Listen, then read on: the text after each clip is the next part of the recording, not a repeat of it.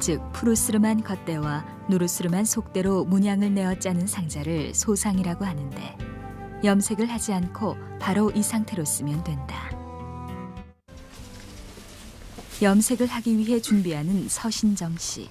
그는 서옹의 둘째 딸로서 전수교육 조교이다. 이런 거 자주 썼지. 이건 노란색. 염료를 연하게 타야 된다. 어렸을 때부터 아버지 일을 도와 염색하는 일과 상자 절기를 했던 서신정 씨. 먼저 노란색 물을 들이기 위해 치자를 물에 담근다. 치자는 물에 담그자마자 바로 노랗게 물이 우러나오는데 이렇게 2시간 정도 물에 담가둔다. 천연염료는 물에 푹 담갔다가 끓여야 색이 잘 우러나고 변하지 않기 때문이다. 치자를 우려낸 물이 준비되면 솥에 부어 끓일 준비를 한다.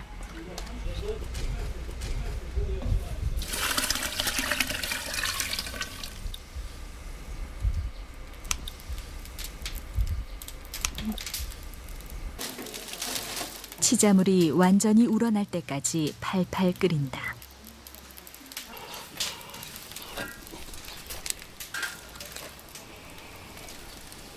그리고 이렇게 팔팔 끓인 치자물을 체에 받쳐 치자를 걸러낸다.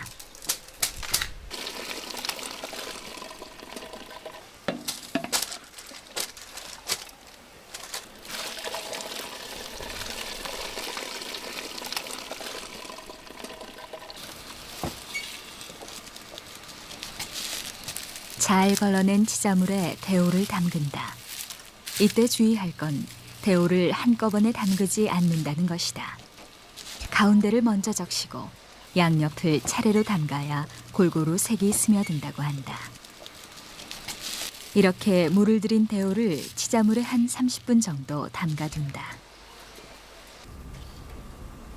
명반은 천연염료를 염색하는데 꼭 필요한 매염제이다. 색을 선명하게 해줄 뿐 아니라 착색 효과를 내기 때문이다. 30분 정도 치자물에 담가뒀던 데오를 꺼내 확인해보는 서신정 씨. 노란색 물이 잘 든 듯하다. 착색 효과를 내기 위해 15분 정도 명반물에 담가둔다.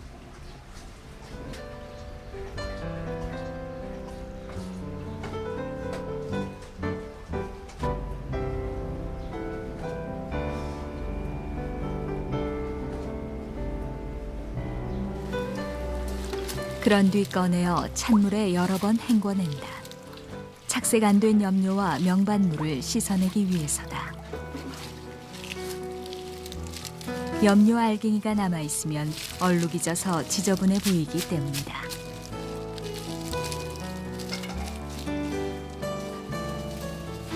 물기를 완전히 털어낸 데오를 그늘에서 말린다.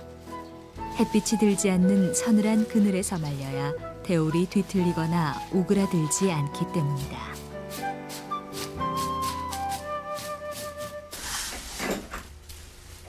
이제 채상을 짤 차례이다. 아버지 염색 다 됐어요. 다 했나요? 그러면은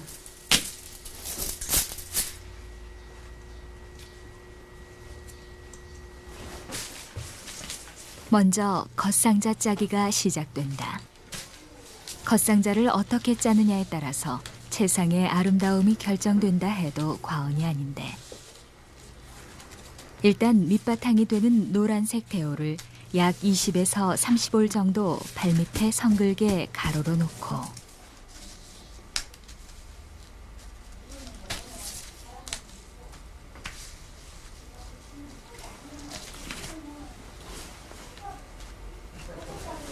그 위에 데올들이 움직이지 않게 받침대를 올려놓는다.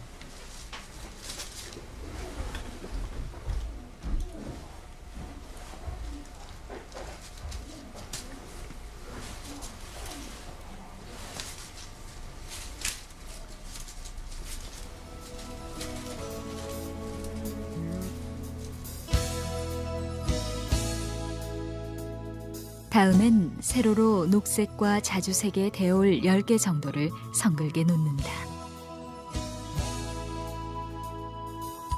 기본적으로는 새올뜨기로 놓지만 무늬가 새겨질 곳에서는 무늬에 맞게 한 올에서 5올뜨기로 놓는다.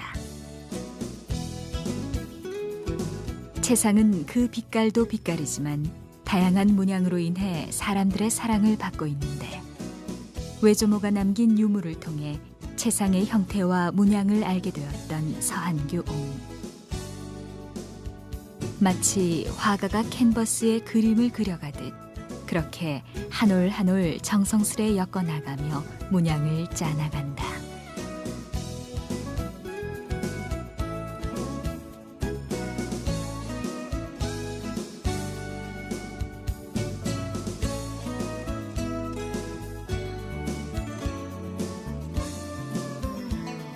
이때 받침대가 움직이지 않게 잘 잡아주는 것이 중요하다.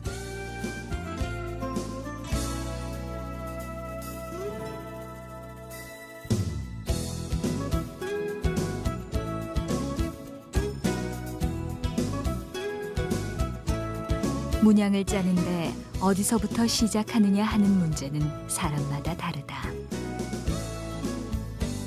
문양의 처음 초를 잡아서 짜나가는 것은 기초를 다지는 것처럼 굉장히 중요한 일이다. 복잡하게 얽힌 문양이 일정하게 나오기 위해선 합당한 색의 대오를 넣고 올뜨기를 정확히 해야 하므로 철저한 계산과 숙달된 솜씨가 필요하기 때문이다. 성글게 놓아진 대오를 잡아당겨 대올 간의 간격을 좁힌다. 대오를 손톱과 손끝을 이용하여 촘촘하게 잡아당기는 것을 현장에선 다군다고 한다.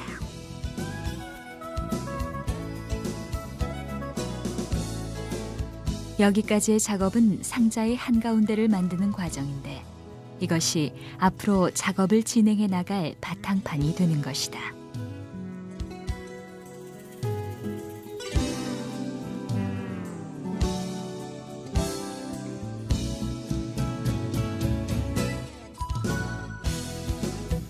제법 모양새를 갖춘 대올들을 조금씩 당겨 문양이 잡히게 하는 서한규 옹.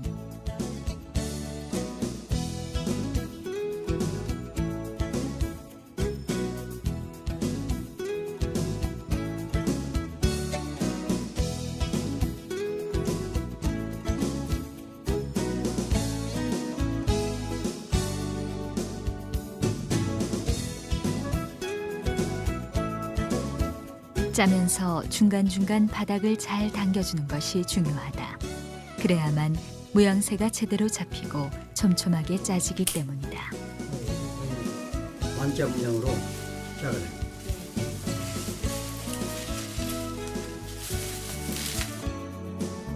옆에서 아버지가 하는 걸 지켜보고 있던 서신정 씨.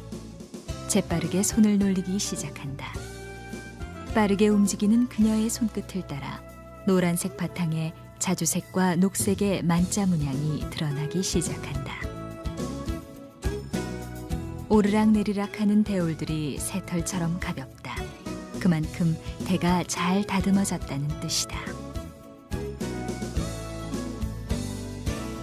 연한 색을 채상에서 바탕색으로 삼는 이유는 화려한 색으로 짜지는